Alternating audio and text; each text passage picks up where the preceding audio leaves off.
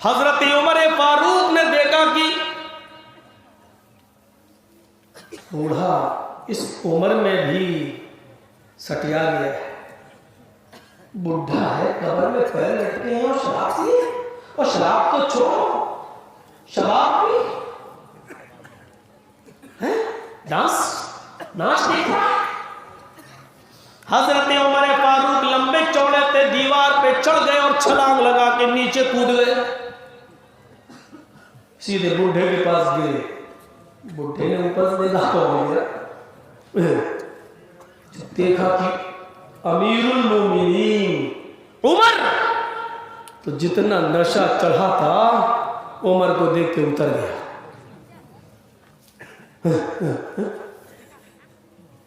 हजरत उमर ने कहा, बूढ़े क्या अब भी तू इनकार करेगा कि मैंने शराब नहीं पी है? तेरे मुंह से जो बदबू आ रही है वो बता रही है कि तूने शराब पी, और तेरे सामने जो रक्कासा डांस कर रही है, नाच रही है, इनके साथ तू रंगे हाथ पकड़ा गया। अब मैं तुझे 40 कोड़े मारूंगा। उठ, पकड़ा कलाई खींचा, उठ। उस बूढ़े ने कहा, अमीरुल मोमिनीन शौक से मुझे कोड़े मारिए, शौक से मुझे ले जाइए और कोड़े मारिए जितना मारना चाहे, लेकिन आपने मुझे रंगे हाथ पकड़ा है, मना नहीं कर सकता हूं। हाँ मेरी गलती है कि मैंने शराब पी है, हाँ मेरी गलती है कि मैंने इन डांसर्स को बुलाया है जो नाच रही है, गाना गा रही है, मुगन्नियां हैं। मैंने मान लिया है कि मैंने ये गलती की है, लेकिन अमीरुल मोमिनीन अगर सजा गलतियों पर ही है तो आपने भी कई कई गलतियां की हैं। मोदी के सामने कोई कह सकता है आपने गलती की है? आजम खान ने थोड़ा सा बोला अभी तक, सीतापुर की जेल में, रामपुर भी नहीं रखा गया, सीतापुर।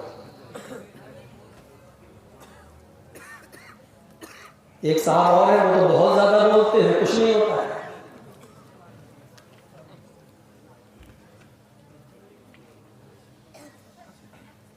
एक हम है, तकरीर करते हैं एनआरसी के ऊपर यहां, और केस होता है इटावा में मेरे ऊपर।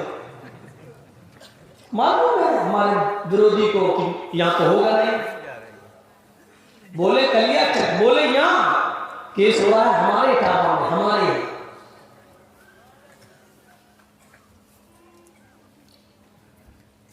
इतना सा बोले बस, और कोई गलत भी नहीं बोले, सिर्फ यही कहा था मधुमक्खी के छत्ते पे हाथ मार दिया है, पत्थर मारा है, ये छोड़ेंगी नहीं, बस इतना ही कहा था। जोश में एक दो जुमले निकल गए होंगे, लेकिन ऐसे जुमले तो नहीं निकले थे जैसे दिल्ली में निकले थे। देश के गद्दारों को गोली मारो, सालों को, ऐसे किनारे तो ऐसी चीज तो हम नहीं बोले थे। ये होता है। हजरत उमर से कह रहा, अमीरुल मोमिनीन सजा दो मुझे, लेकिन गलती मेरी है तो सजा का मुस्तहिक हूं। गलती तो आपने भी की है, और एक नहीं कई है। मैंने भी गलती की, हाँ। आपको क्या सजा मिलनी चाहिए? हजरत उमर ने छोड़ दिया, पहले मेरी गलती बता क्या है। कहा, अमीरुल मोमिनीन आपकी पहली गलती, अल्लाह के नबी सल्लल्लाहु अलैहि वसल्लम ने फरमाया कि जब तुम्हारे घर के दरवाजे बंद हो, खिड़कियां बंद हो, तो तुम किसी के घर की जासूसी मत करो। जब मेरे दरवाजे बंद थे, मेरी खिड़कियां बंद थी, मैं अपने घर में क्या कर रहा था उससे आपको क्या मतलब? आपने दीवार पे चढ़कर, फिर दीवार पे चढ़कर नीचे झांकने की कोशिश की और देखा। अल्लाह के नबी सल्लल्लाहु अलैहि वसल्लम फरमाते हैं, तुम्हारे बंद दरवाजे और बंद खिड़कियों के बावजूद भी कोई झांके तो बाहर निकल कर उसकी दोनों आंखें फोड़ दो, तुम गुनाहगार नहीं। आपने मेरे बंद दरवाजे और बंद खिड़कियों के बावजूद आपने झांक कर देखा, मेरे घर की जासूसी की। हाँ, ये तो सही कह रहे हो। अच्छा, कोई और गलती? हाँ, एक और गलती की आपने। कहा क्या? कहा अल्लाह के नबी जनाबी मोहम्मद रसूलुल्लाह सल्लल्लाहु अलैहि वसल्लम ने फरमाया कि जब तुम किसी के घर में जाओ तो पहले दरवाजे को दस्तक दो, जब अंदर से आने की इजाजत मिले तब अंदर जाओ। आपने मेरे घर के दरवाजे को दस्तक नहीं दी, मेरे घर से मिली हुई दीवार, दरवाजे से चिपकी हुई दीवार पर चढ़कर आप मेरे घर में फांदे हैं। बल्कि यहां तक लिखा है सीरत उमर में अल फारूक के अंदर अल्लामा शिबली ने, है अमीरुल मोमिनीन, आप चोरों की तरह मेरी दीवार पर चढ़कर नीचे छलांग लगाकर कूदे हैं। हजरत उमर ने कहा, आए बूढ़े, शराब के नशे में भी तुम्हारे मुंह से कुरान और हदीस की बात निकल रही है। शराब के बावजूद वो अपना आपा नहीं खोते थे। अरब के लोग शराब पीते थे लेकिन मां बहन की गालियां नहीं पकते थे, लेकिन फिर भी हराम कर दी गई। और कोई गलती? हाँ, एक और गलती है आपकी। वो गलती है, अल्लाह के नबी ने फरमाया जब तुम्हें घर वाला घर में आने की इजाजत दे तब तुम उसके घर में जाओ, और जब तुम किसी के घर में जाओ तो अस्सलामु अलैकुम कहकर घर में जाओ। आप बगैर सलाम किए हुए मेरे घर के अंदर आ गए।